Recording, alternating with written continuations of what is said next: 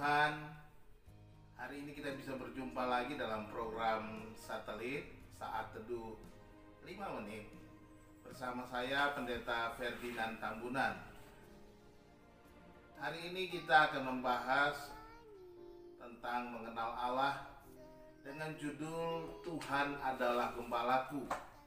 Saya akan membacakan satu bagian firman Tuhan yang terdapat di dalam kitab Mazmur pasal 23 ayat 1 sampai ayat yang ketiga. Demikian firman Tuhan. Mazmur Daud. Tuhan adalah gembalaku, takkan kekurangan aku. Ia membaringkan aku di padang yang berumput hijau. Ia membimbing aku ke air yang tenang. Ia menyegarkan jiwaku. Ia menuntun aku di jalan yang benar oleh karena namanya. Raja Daud, selain dia seorang raja dan seorang nabi, tetapi dia juga berpengalaman penuh menjadi seorang gembala. Apa yang disampaikan oleh Raja Daud di dalam Mazmur ini menjadi suatu peristiwa pengalaman pribadinya berjalan bersama Tuhan. Peristiwa pengenalan pribadinya bersama dengan Tuhan.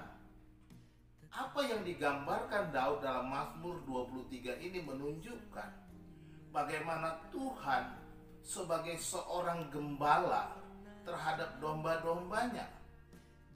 Pengalaman Daud menjadi seorang gembala, menggembalakan kawanan domba ayahnya,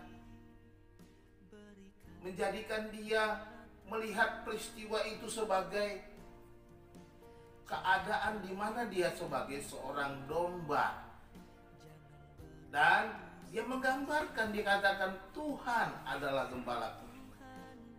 Ketika dia berbicara Tuhan adalah gembala, ini menunjukkan betapa kasih seorang gembala kepada domba-dombanya. Perhatian seorang gembala kepada domba-dombanya. Tuhan Yesus berkata, gembala yang baik menyerahkan nyawanya bagi domba-dombanya. Gembala yang baik mengorbankan seluruh hidupnya. Dia tidak akan lari kalau ada penyamun, kalau ada serigala dan segala musuh yang menyerang domba-dombanya. Bahkan Yesus menceritakan bahwa seorang gembala yang baik, dia akan mencari dombanya yang hilang. Dia akan mencari dombanya yang tersesat. Dia akan mencari seekor domba yang tertinggal dan meninggalkan 99 ekor domba di dalam kandang untuk mendapatkan kembali seekor domba yang tersesat itu.